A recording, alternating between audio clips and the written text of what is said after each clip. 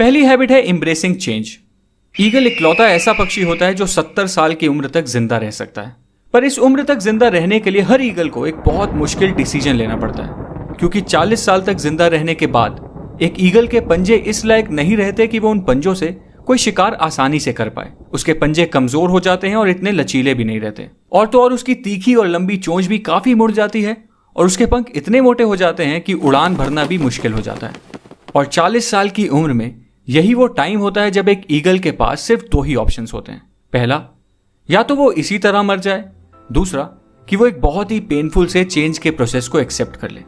एक ईगल की जिंदगी में ये प्रोसेस 150 दिन का होता है, और इस प्रोसेस के लिए उस ईगल को किसी पहाड़ की चोटी पर जाकर बैठ जाना होता है और वहां उसे अपनी चोंच को तब तक किसी पत्थर पे मारते रहना होता है जब तक उसकी चोंच निकलकर नीचे ना गिर जाए।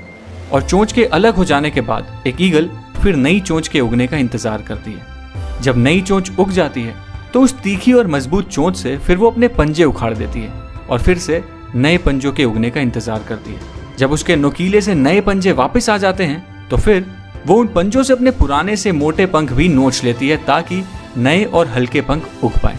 और फाइनली इन बेहद दर्द भरे 150 दिनों के बाद एक ईगल अपनी नई जिंदगी की एक नई उड़ान भरती है एंड अपनी जिंदगी के बचे हुए 30 साल जीना शुरू करती है। मतलब सर्वाइवल के लिए और जिंदगी को जीने के लिए एक दर्द भरे चेंज को एक्सेप्ट करना ही पड़ता है। और याद रखो, जब बारिश होती है ना तो सारे पक्षी बचने का कोई ना कोई ठिकाना ढूंढते हैं, पर इकलौता ईगल ऐसा पक्षी होता है जो बारिश से बचने की कोशिश करने के बजाय बादलों के ऊपर उड़ने की औकात रखता है। इसलिए एक मेंटली स्ट्रांग इंसान भी हर मुश्किल चेंज को